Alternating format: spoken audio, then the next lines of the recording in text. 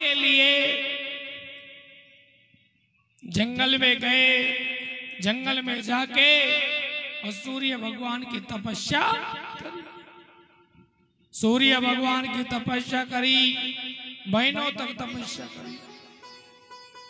जब पंडित जी ने कठोर तपस्या करी तो सूर्य भगवान खुश हो गए और सूर्य भगवान प्रसन्न हुए तो पंडित जी महाराज को एक काम दूजा शंख दिया और कहा कि पंडित जी तुमने तपस्या करी है, तुम्हारी तपस्या से मैं प्रसन्न हूं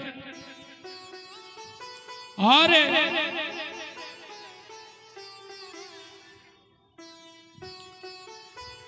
पंडित जी महाराज तुम्हें मैं ये काम दूजा शंख दे रहा हूं, इस शंख को तुम ले जाओ, इससे जो भी तुम मांगोगे तुमको मिल जाएगा।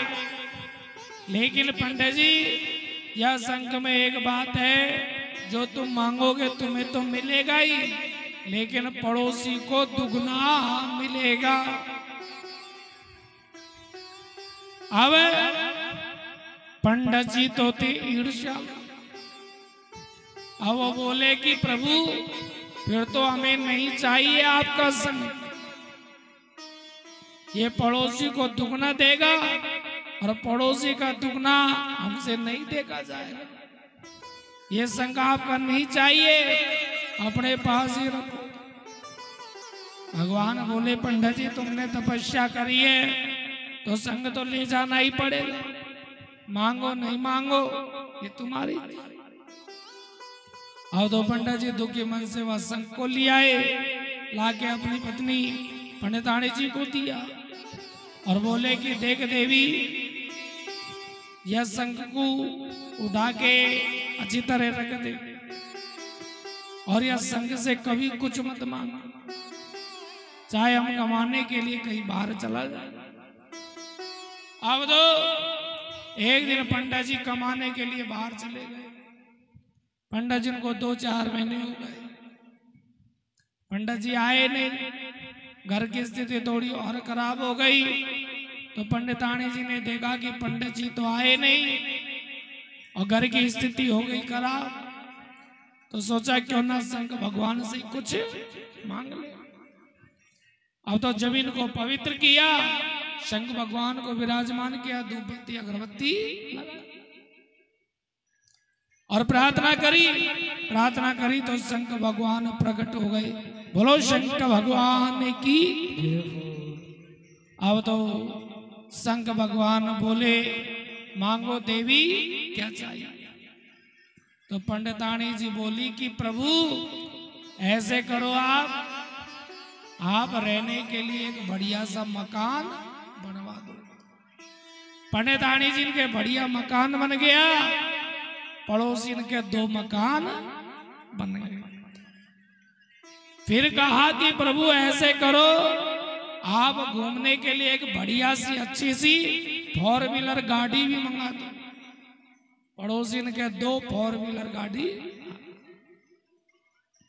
फिर कहा कि प्रभु आप ऐसे करो आप हमारे नाम से 10 लाख रुपए बैंक में जमा करो। पड़ोसी के 20 लाख जमा हो। पड़ोसी भी सोचने लगे कि ये तो अच्छे पड़ोसी है। हाँ अब तो पंडितानी जी के बड़े आनंद हो गए, बड़े ठाट, क्योंकि रहने के लिए बढ़िया मकान हो गया, घूमने को गाड़ी आ गई और बैंक में पैसा हो गया। अब तो व्यक्ति के पास जब पैसा हो जाता है ना तो वो व्यक्ति जो है बड़ा दिखावा करने लग जाता है। अब तो पैसे आते ही, गाड़ी मकान आते ही और बड़ा दिखावा, नौकर चाकर रख लिए घर में। अब तो घर को कोई काम,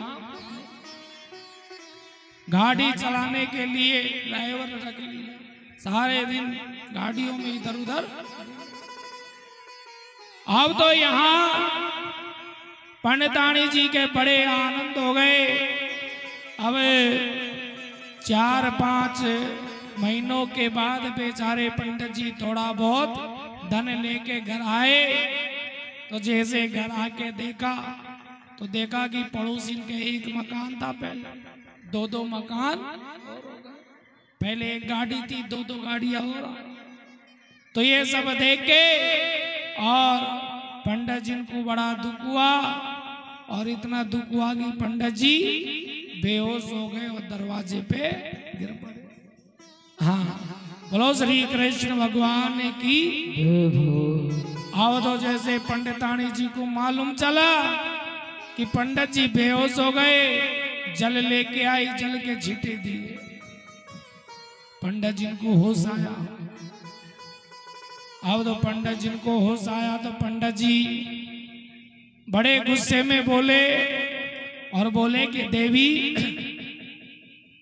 मैंने मना करी थी कि यह संघ से कुछ मत मांग, फिर तैने क्यों मांगा? पंडितानी जी बोली, स्वामी आपको इतने दिन हो गए, आपका कोई पता ही नहीं कब आओगे, घर की स्थिति ज्यादा खराब हो गई, इसलिए मुझे मांगना पड़ा। पंडित जी बोले, ठीक है देवी, मांग लिया तो कोई बात नहीं, लेकिन मांगते तो कोई ऐसा मांगते जो पड़ोसी को दुगना सुख मिले। तेरे से मांगना भी नहीं आता है, मैं बताता हूं कैसे मांगा जाता है। पंडितानी जी बोली, आप बताइए स्वामी, हम तो वैसे मांग ले।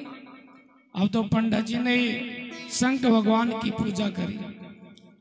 शंकर भगवान की जैसे ही पूजा करी, शंकर भगवान प्रकट हो गए और शंकर भगवान बोले कि मांगो। पंडित जी आपको क्या चाहिए? तो पंडित जी बोले कि शंकर भगवान आप ऐसे करो, आप हमारी एक आंख फोड़ दीजिए। तो पड़ोसिन की दोनों आंख फूट। अब तो पंडित जी बोले कि प्रभु आप ऐसे करो, आप हमारा एक पैर तोड़ दीजिए। तो पड़ोसिन के दोनों ही पैर। फिर बोले कि आप ऐसा एक वरदान और दो, आपने जो मकान बनवाया है ना, ऐसे करो आके बीचों बीच दरवाजे पे एक गहरा सा कुआं खुदवा दो। अब तो पड़ोसिन के 2 मकान थे, दोनों पे 2 कुआं खुद गए। पंडित जी बोले, देख देवी, ऐसा वरदान मांग, अपने तो एक आंख है जो अपन देख सकते हैं, लेकिन पड़ोसिन के तो एक भी। अब बेचारा जो पड़ोसी पहले बाहर घर से आए, आगे कुआं, कुएं में गिर जाए और मर जाए, सारे पड़ोसियों का कर दिया कल्याण। बोलो कृष्ण भगवान की। तो कहने का मतलब ये है कि भक्तों, ईर्ष्या का मतलब होता है दूसरे को देख करके जलना। ईर्ष्या का मतलब होता है दूसरे का बुरा सोचना। व्यक्ति ईर्ष्या में आ जाए, भले ही मेरे 10,000 खर्च हो जाए, लेकिन पड़ोसी का तो 1 लाख होना ही चाहिए। इसी का नाम है ईर्ष्या। लेकिन